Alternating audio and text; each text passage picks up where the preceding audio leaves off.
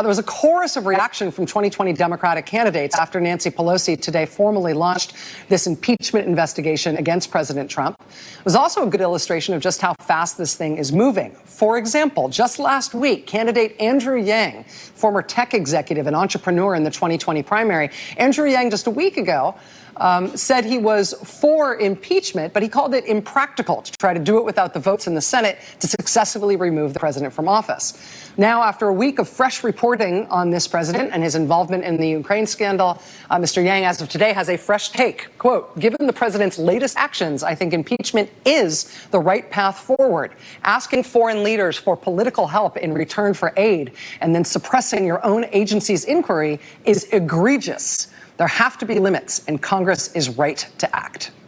I've spoken to a lot of the 2020 presidential candidates. I have never before had a conversation with Andrew Yang, but I'm very happy that he is here in studio tonight. Mr. Yang, thank you so much for being here. Oh, it's great to be here. I wish that we had a busy news day to talk about. I know. Unfortunately, we can just chit-chat for 20 minutes or so because there's nothing happening. I will actually, let me just say this out loud, even though I said this to you off camera. Because we haven't spoken before, I would love to do a long-format interview with you where you're here for most of the show.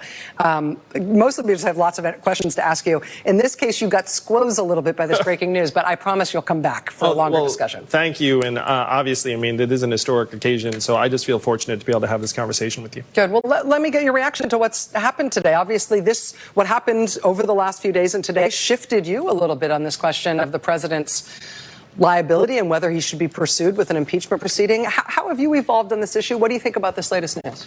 No, I'm in lockstep with Nancy Pelosi, where I think she was reluctant earlier to pursue impeachment because she thought it would run aground in the Senate. And then there would end up being this motivating or galvanizing force for Donald Trump supporters, how he's being persecuted unfairly.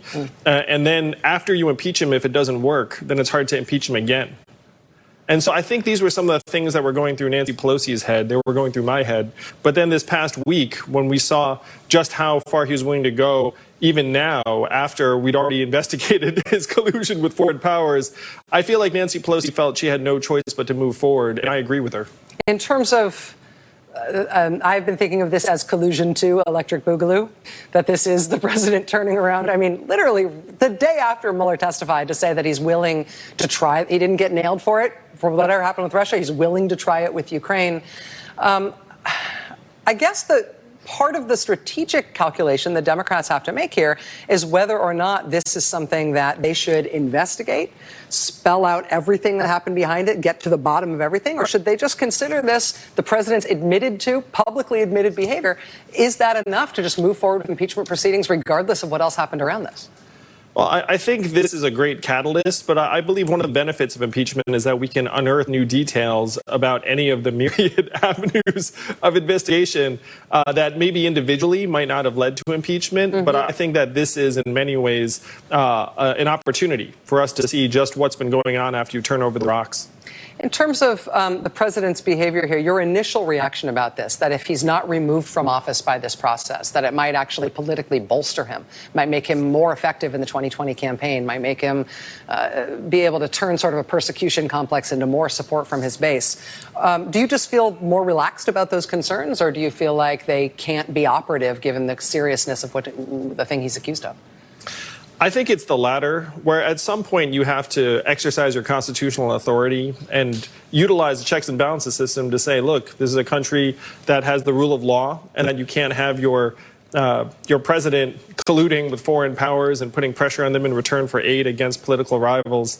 At some point, you have to do the right thing, even if the political calculation isn't necessarily in your favor. In terms of the Democratic field, obviously, you've had a slow and steady rise in the polls. You had a national poll, you came in at 8% today. Yeah, I like that one. Yeah, so I was just going to say it's the highest standing that you've had in a national poll, leaving in the dust a lot of your fellow candidates who have held elective office before when you haven't.